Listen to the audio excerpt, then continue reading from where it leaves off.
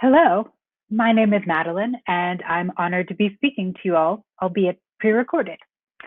In this presentation, I want to argue for the importance of thinking about health innovation from a socio-technical perspective. That is, including as central to the task at hand, the social and organizational context in which machine learning-driven tools will be used to improve care. To include this as central, not as an afterthought. I'd like to do this by telling you two stories about workers who have performed essential but at times invisible and undervalued labor, but labor that enabled a new technology to effectively function in the world. At the conclusion of the presentation, I want to talk about some of the new research questions and areas of inquiry that this kind of socio-technical perspective can open up, including issues related to health equity, trust, and professional expertise. But first, the first story. A couple of years ago, I was at a typical grocery store in upstate New York. When I went to check out, I used the self-checkout machine, which actually I hadn't seen too many of at the time, though now, of course, they're everywhere. I scanned each of my items, and when I got to a bunch of bananas, I was amazed that the machine seemed to recognize that I had bananas and that, 69 cents a pound popped up as I put them on the scale. I paused, really pretty impressed with the smartness of the machine. Then I continued on checking out my items, and of course, something went wrong. It always does. And I was notified that an attendant had to come over. When the attendant came over, I started making small talk and mentioned in passing, you know, I'm really pretty impressed with how smart this thing is. I can't believe it could sense that I had bananas. The attendant laughed and she said, "Oh, it didn't know. I put in the code. I stand over there and I saw you had bananas. I punched in the PLU code so you didn't have to. It's much faster and easier for you this way." Okay, I study this for a living. I study all the kinds of invisible work that goes into making technologies function. And I had misattributed intelligence to the machine and hadn't even noticed the person who was actually making the whole process run smoothly. Why does this matter? Well, when we overestimate the machine and let the human who actually enables it to work remain invisible, those people can be undervalued and in turn underpaid and taken advantage of. And also, we miss what it actually takes to effectively move an innovation from the lab and out into the world. Surfacing this labor is a means to think productively about how we can build augmentation systems and how we can ensure that the dignity of all humans who work with the AI systems of the future can be enhanced rather than diminished. But Madeleine, you might be saying to yourself, AI will eventually be good enough to just make the human obsolete. But I think of that as the myth of the last mile, the myth of eventual, necessarily technological perfection. I think it's a myth, and I think that this myth is dangerous. More and more scholarship every day points out the ways in which the dynamic of obfuscating the labor that enables AI to actually work in the world ends up perpetuating inequality. In fact, the history of automation teaches us that the introduction of new technologies, as smart as they were seen at the time, rarely do away with the human or the human drudgery which they promise. Rather, these introductions find new ways to obscure the humans and the human labor who make that technology possible. My training is as an anthropologist, and I've worked in the field of science and technology studies for some time. And as you may know, anthropologists no longer only study so-termed remote cultures. And I work within a large and growing field of fellow social scientists examining these issues, many of whom you may know and you may have read some of these books. My own research specifically involves looking outside the lab at the people and processes that most tech discourses render invisible. A key term for me and for the field in general is that of the socio-technical system.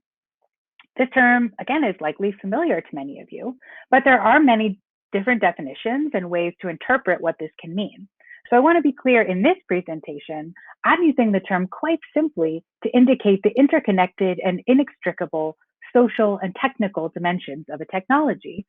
that one cannot think about the technical over here and the social over here. The term is a way to foreground that, and to foreground, for instance, that the use of a machine learning tool cannot be considered apart from the people and institutions who built it and who interact with it, and cannot be considered apart from the beliefs and contexts and power hierarchies that have shaped its use and development. For instance, most machine learning research is focused on the bottom three tasks in this cycle: model definition, training process, and testing process, as Henrietta Kramer, Jan Wortman-Vaughan, Hannah Wallach, and other colleagues argued in a presentation during FAPSTAR 2 years ago, and where this image is borrowed from. They argued that there are consequential decision points with deep implications that need to be studied across all these stages of the ML product lifecycle. I would offer that we need to go one step further if we want to think sociotechnically and expand out what we should be paying attention to when we think about the ethical and operational challenges of machine learning in context. We should expand beyond the product lifecycle itself, which we might say even sits inside this box, to the worlds in which the product is used or each of those product phases occurs. Keeping front and center the idea of a socio-technical system helps us to think carefully not only about the model or the training and evaluation data, both all of which are extremely important, but not even about the technological artifact itself, but about the expanded web of social interactions and contexts in which technologies operate. We might think about this as the difference between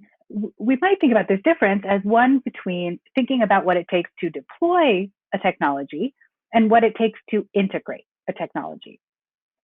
If you think about it, deploy is actually often used in the context of military action. It connotes a kind of contextless dropping in. To deploy a technology puts the rhetorical focus on the technology itself. On the other hand, the term integrate indicates that a technology must be used by specific people within existing norms and practices. The word itself demands more context. Of, into, with what, and demanding of, into, and with what that technology is being integrated. And I would argue that the best way to think sociotechnically is to get out into the world, to talk to people, to speak to stakeholders like teachers and students if you're working on an education project, and local experts, for instance, if you're building for a particular community about their own experiences, and of course, to conduct empirical fieldwork. So in the next section, I want to tell you the second story, although actually it's a big research story with a few little stories about workers who have performed essential, but at times invisible labor, but essential labor that has allowed a new technology to effectively function in the world. I'm going to do a deep dive on this research project because I think it demonstrates the strengths and opportunities for using an ethnographic and socio-technical lens on the ethical and operational issues at stake in machine learning in healthcare in particular. So unless you know someone who has had sepsis or you work in the healthcare community, you may never have heard of it. However, sepsis, as many in this community know, is widespread and deadly. When someone develops sepsis, it means their immune system has kicked into overdrive when fighting an infection and has begun attacking different parts of the body, in addition to any infection that is present. And of course, while sepsis is treatable, it is notoriously difficult to diagnose consistently and treat quickly. Many of the researchers in this community work on this problem.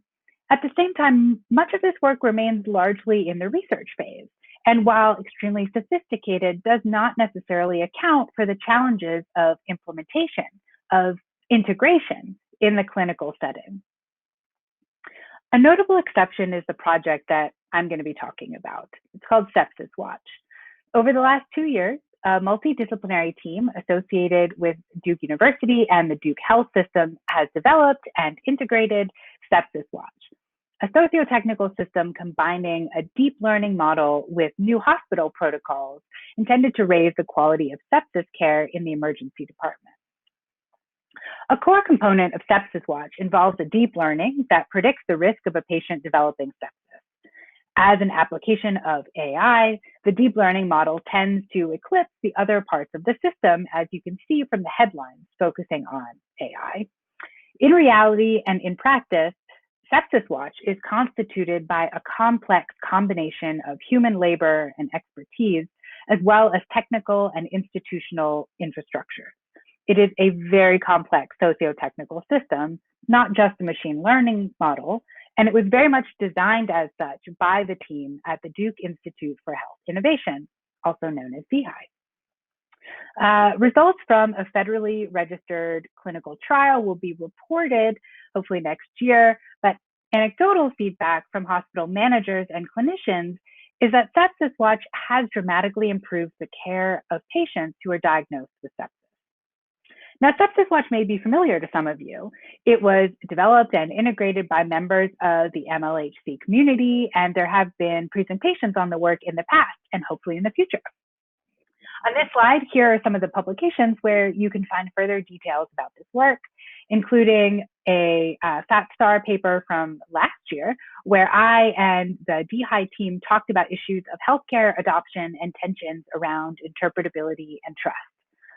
It has been a really incredible project to watch develop and get to be a part of, and I'm very grateful to DHI, the Duke Institute for Health Innovation, especially Mark Sendek, Will Ratliff, and Suresh Balu for the chance to collaborate. The work I'm going to be talking about draws on research that I and other colleagues conducted in collaboration with DHI. I and a research assistant were independently funded to conduct this research, which included over 27 in-person interviews. Shout out to Sahil Sandhu for dozens of amazing interviews with clinicians, 30 plus hours of observation of clinical practice, and 10 hours of observations of organizational meetings. Meetings are a great way that anthropologists gather data. So while we began with the research questions on the left, the story that I want to tell you about today is about one particular set of stakeholders involved in the project whose role was essential to the effective integration, not deployment, of Sepsis Watch.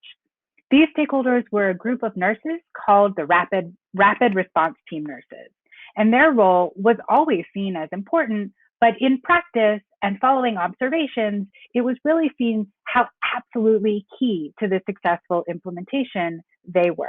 They were absolutely key in often unexpected ways. Before proceeding, I want to briefly sketch the complex interactions between humans, data, and the machine learning model that makes up sepsis. When a patient arrives and is admitted to the emergency department, her electronic health record data is run through the Sepsis Watch system.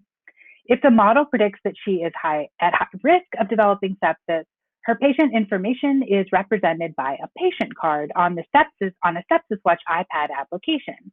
And these are the user interfaces that you're seeing here on this slide. There's a nurse, the Rapid Response Team, the RRT nurse, who is responsible for monitoring the iPad on which the Sepsis Watch application runs. This RRT nurse regularly checks the app to review the patient cards. Again, this slide shows the interface and screenshots of the interface. If a patient is predicted to be septic or at high risk, the nurse calls the emergency department physician who's on another floor in the hospital. That nurse calls the ED physician responsible for the patient's care and conveys the risk score to the ED physician on the telephone. If the physician agrees that the patient requires treatment for sepsis, the patient is further tracked on the iPad application by the nurse until the recommended treatment for sepsis is completed. It is this ensemble of human actors, technical infrastructure, and expert interactions that produce a socio-technical intervention that can improve patient care. And developing this intervention was very complex and involved multiple stakeholders and the incorporation of multiple perspectives. So how can we take a step back and understand or even theorize how this process worked? One way to frame the answer is to think about how technology-driven innovations are disruptive. Yes, this is a common refrain. Digital innovations are often praised as being disruptive. While such disruption can indeed shake things up and create new opportunities, disruption can also be destabilizing. And in fact, disruptions in a high-stakes workplace like a hospital can lead to confusion, chaos, or even adverse clinical outcomes for patients.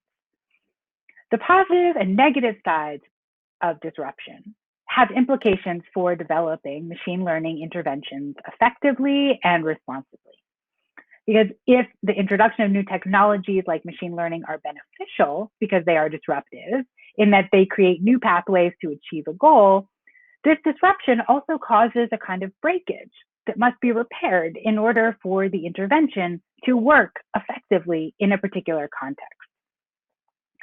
Sepsis Watch was designed as a way to refocus how and when septic patients were cared for. The system purposefully did not follow, it disrupted an old way of doing things in order to create the conditions for better care. At the same time, Sepsis Watch disrupted existing workflows and social relationships, both within and beyond the context of sepsis care itself. For instance, existing hierarchies between doctors and nurses were disrupted. This is because the rapid response team, the RRT nurses, were tasked with conveying information to the ED doctors in a way that did not strictly align with the traditional hierarchy of the hospital, and in fact, which challenged existing flows of diagnostic information and even shift schedules. As a quote from one of our interviewees explained, I think some of them, there's a few that are consistently like this, like irritated every time you call. I think they probably just don't, it's my assumption, they just don't like their medical judgment being questioned. In response, when I asked one of the nurses how they felt when the project began, he very bluntly put, initially, I did not want to make those phone calls. Such disruptions created gaps, breakdowns, and miscommunications that needed to be attended to in order for the intervention to work effectively. And to be clear, this isn't necessarily about recovering a status quo, but rather about creating a new set of practices and possibilities around this disruptive technology. For instance, nurses developed additional techniques to mitigate the friction that the interaction with doctors that was very frictionful. These techniques involved a great deal of what Arlie Hochschild called emotional labor, constantly negotiating their tone and approach based on the affective reactions of the doctors they called. Emotional labor refers to the planning, management, and display of feelings and emotional expressions at work to facilitate organizational goals and norms, often supplementing other forms of physical and cognitive labor. While emotional labor is a critical component of many jobs, it is stereotypically gendered as female work and is associated with lower wages. In the case of Sepsis Watch, RRT nurses, who were predominantly, although not entirely female, the nurses not only managed their own displays of emotion, but also found ways to inspire feelings in others. A specific example, one nurse explained how she had developed a way to effectively probe what she might need to do in terms of emotional labor in a conversation. She explained that in a typical interaction, she always starts the same way. Hi, this is, so-and-so's name. I'm the RRT nurse from Sepsis Watch. How are you? I ask, how are you? So I can immediately get a feel of whether or not they're busy and want to talk. And even though I know they don't want to waste time with how are you, it gives me an indication of how this call is going to go. This interaction is a type of work that we describe as repair work. Repair work can take many forms, from emotional labor to expert justification, and involves the labor that is required to integrate a new technology into an existing professional context. Of course, workarounds following implementation of new processes or technologies are a common and widely studied phenomenon in the healthcare domain. However, it's important to understand such practices, and this is a reason to call it repair work, as not merely a temporary or casual form of work, but as a skilled and essential form of coordination. And again, in our analysis and theorization, repair work is not about recovering a status quo, but around creating a new set of practices that repairs the disruption. This kind of repair work is necessary and again, yet consistently undervalued and often rendered invisible. Another example, in order for Sepsis Watch to be effective, the tools, outputs, and diagnostic practices of the emergency department had to be woven together. And this work of stitching together fell on the RRT nurses. In some cases, RRT nurses started to do a chart review on patients before calling down to the emergency room. They'd be sitting at their computer workstation, and RRT would pull up the electronic medical record of patients and review their history and current condition, something that the ED clinicians downstairs in the ED would also be doing as part of their care. In this way, the RRT nurses were contextualizing the risk score, both for their own understanding, as well as to more effectively communicate with the treating physicians. This was not in the original workflow design, and that the RRT nurses began doing this was in fact a surprise to the DI development team because it had never been planned. However, contextualizing the risk score facilitated more nuanced conversations with physicians. With this information, the RRT nurses could engage in a diagnostic conversation more akin to a traditional clinical exchange. Throughout the 6-month pilot, RRT nurses carried out various forms of repair work, which we detail in a forthcoming report. Stay tuned. Integrating Sepsis Watch, they performed various forms of repair watch, integrating Sepsis Watch into organizational hierarchies, norms, and workflows in ways that were both unanticipated and at the same time essential. They applied their knowledge of organizational rhythms, performed emotional labor in order to facilitate interactions with harried and skeptical doctors, and they leveraged their clinical expertise by engaging in diagnostic conversations. In fact, the RRTs became experts in the care of sepsis itself. As the quote on this slide shows, one RRT nurse that we spoke with explained that, it's like a totally new job and it's a new responsibility and one that I welcome. To be sure, not every RRT enjoyed or found satisfying the new role and responsibilities. Some we spoke with felt that it took away from their primary duties of bedside care. Still, most embraced the work and found it an interesting challenge. Repair work and this theorization of this work as a form of repair is important to look at because it is essential and it helps us reframe what's at stake in innovation. Focusing on the role of repair expands our understanding of what constitutes innovation. Who does it? What does it look like? Where does it happen? If only the work of initiation and theoretical construction, typically elite and masculine forms of work, are valued when it comes to the future of AI and society, then so much of the actual day-to-day work that is required to make AI function in the world is rendered invisible and again, potentially undervalued, contributing to conditions that perpetuate social inequality. Turning our attention to repair shifts our focus from those who initiate a project to those whose work and skill is required to make the project function. The work of repair also requires creativity, skill, and ingenuity, and it should be valued and compensated as such.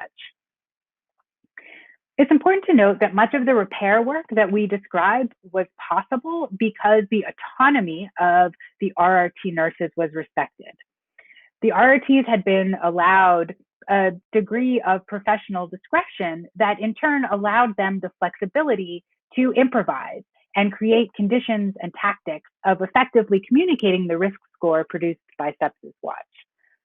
The repair work performed by the RRTs could be effective and, for many, empowering because their professional discretion and expertise was supported, not undermined, by the team developing Sepsis Watch.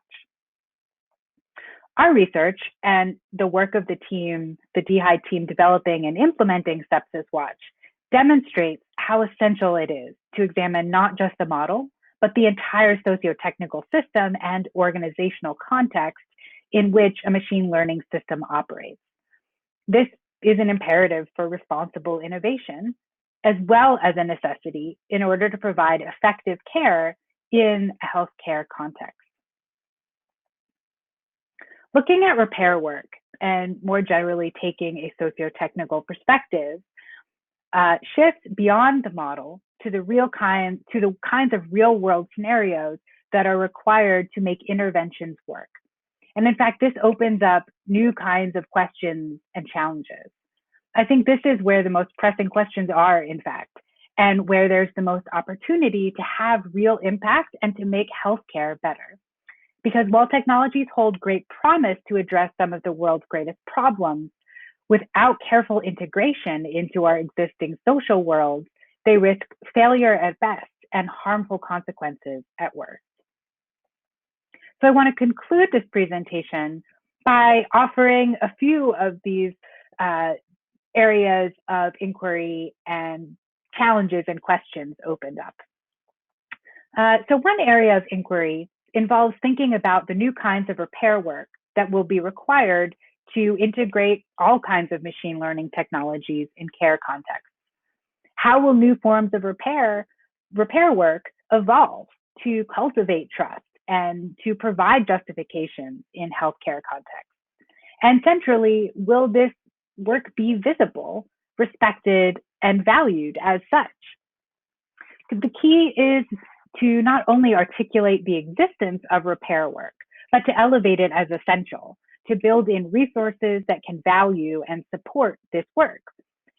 And this is especially relevant as we think about how healthcare systems are likely to rely more and more on remote care and consultation in response to the COVID-19 pandemic. How will remote care, especially telehealth conversations impact the kinds of repair work that clinicians will need to perform in order to effectively gain trust and provide care with their patients? How will this work be made visible, respected, and compensated? And how will intersectional dynamics of gender, race, and class affect this? Several years ago, I was actually interviewing an engineer and human factors designer who was working on drones for farming. And he explained his philosophy of using robotics and machine learning to augment how people do their jobs. He explained to me, I always ask, who is being made the hero? Is it the technology or is it the people working with it? This same question applies to another area of inquiry that revolves around the nature of clinical expertise itself and how it may change over time. Even over the months that we conducted the interviews with respect to Sepsis Watch, attitudes and work practices shifted. In fact, early studies of the use of robotics in surgery demonstrate significant changes in the ways in which surgeons learn and practice their skills. And in the case of systems like Sepsis Watch and other kinds of machine learning clinical decision support systems, there is a potential to change the way training occurs, to introduce even over-reliance on the AI technology, or even potentially deskilling. The feedback loop, both expected and unexpected, between human expertise and machine prediction needs to be closely examined and refined. And we really need to be asking, how will decisions for a system today have ripple effects in the years to come? Again, how will education and clinical training need to change? And how can clinicians continue to be prepared to have the expertise necessary to do repair work around machine learning technologies? And finally, something that I know I personally have really taken away from this research project is the need for machine learning systems, even as they're aimed at supporting clinicians, to engage with the underlying health systems that the interventions are a part of. For instance, electronic health records are the data foundation upon which Sepsis Watch and many other machine learning and data-driven interventions are built.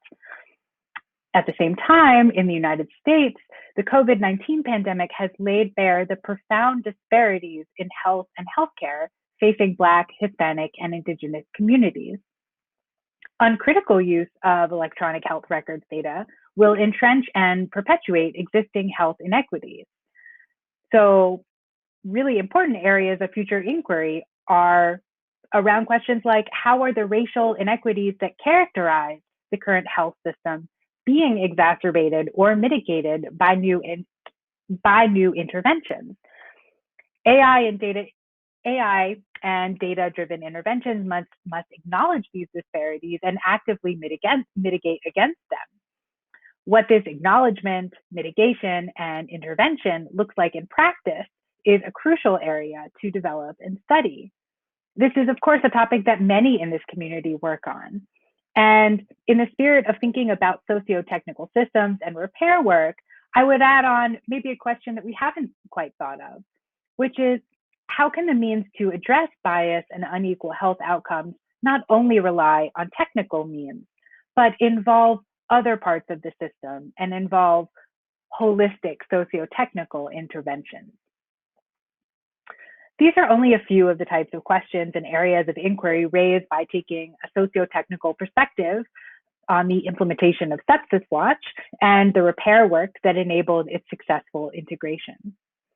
This is a community that more than ever needs to keep thinking about the social context in which models and systems will be operating, to think about the histories and legacies of power dynamics that shape data sets, as well as the social and institutional contexts that shape healthcare in practice. Now more than ever, we need to be thinking less about what AI technologies could be used to address existing problems, but rather how and in what ways AI technologies could be integrated into existing social processes such that they actually address those problems. Thank you for your time. Thank you to my collaborators, and I look forward to hopefully speaking to many of you during the Q&A. Thank you.